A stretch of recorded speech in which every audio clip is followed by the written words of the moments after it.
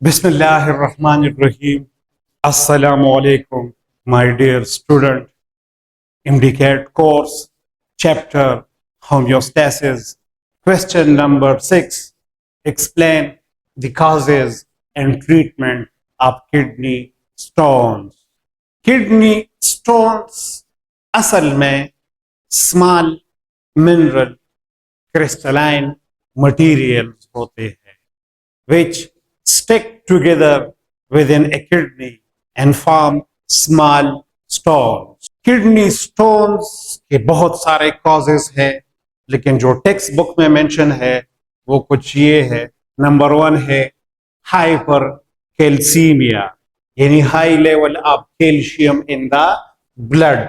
जब ब्लड में high level of calcium होगी तो जरूरी बात है कि यूरिन में भी कैल्शियम की लेवल बहुत ज्यादा होगी, एक्सक्रीट होगी, और फिर उस कंडीशनों पे कहते हैं हाइपर कैल्सीयूरिया, यानी high calcium level in urine. It is because of hyper parathyroidism, condition है जिसमें पैराथ हार्मोन की सिक्रीशन बहुत ज्यादा होती है कि ये बोन से कैल्शियम लेके आते हैं ब्लड में, यानी बोन सेल से कैल्शियम को डिसॉल्व करते हैं और ब्लड में इसकी क्वांटिटी को इंक्रीज करते हैं। तो it is one cause of the kidney stone. दूसरा कॉज है किडनी स्टोन का हाइपर ऑक्सैलूरिया, यानी high level of oxalate in the blood. अब ये ओवर यूज ऑफ टोमेटो और leafy green vegetable, it lead to hyperoxaluria. And my dear student, remember कि 70% जो kidney stone है that is because of hypercalcemia and hyperoxaluria. Third cause है kidney stone का hyperuricemia, यानी increased amount of uric acid in the blood। और 10% जो kidney stone है वो यूरिक एसिड से बनते हैं।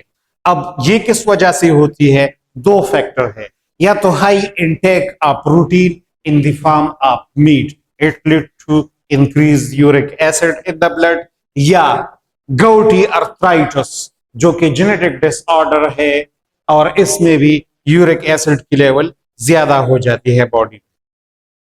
4 काज है किडनी स्टोन का सिस्टीन एंड फॉस्फेट लेवल, यानी जब इनकी लेवल ज्यादा हो जाए ब्लड में तो it also lead to the kidney stones. और 5th काज है डिहाइड्रेशन, यानी continuous state of dehydration, it also lead to the kidney stones.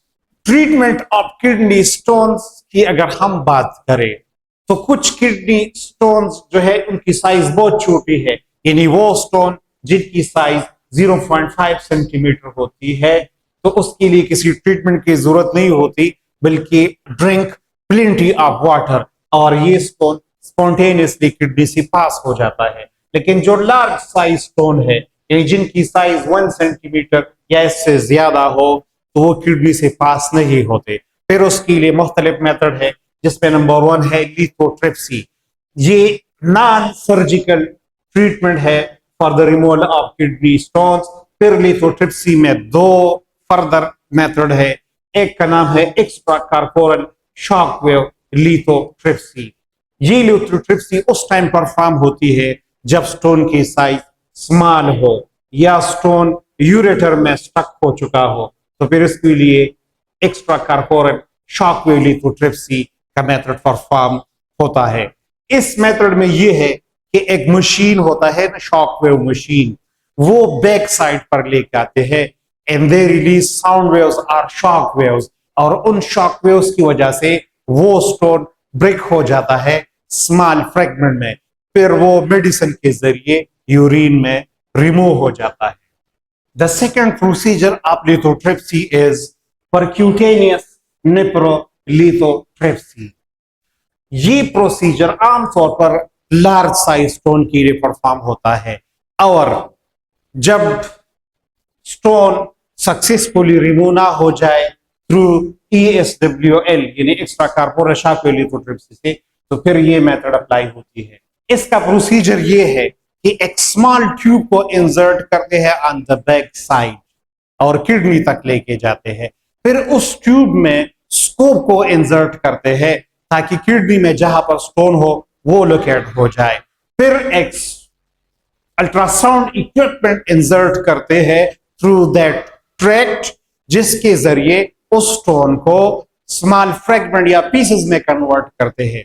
फिर उसी ट्रैक्ट में एक स्पेशल इक्विपमेंट को इंसर्ट करते हैं जिसकी वजह से वो स्टोन के फ्रेगमेंट को ग्रास्प करके बाहर निकालते हैं और उसी तरह किडनी स्टोन रिमूव हो जाते हैं। फिर जो सेकंड मेथड है for the removal of the kidney stone, that is open surgery या ओपन सर्जिकल प्रोसीजर। ये मेथड तब परफॉर्म होगी जब स्टोन का साइज बहुत बड़ा हो, यानी फॉर एग्जांपल स्टेगहार्न स्टोन हो, यानी ब्रांच स्टोन हो, तो फिर लिथोट्रिप्सी उसके लिए फायदेमंद नहीं है बल्कि ओपन सर्जरी हो जाती है। I hope you have better understand. Thank you very much. Allah Hafiz.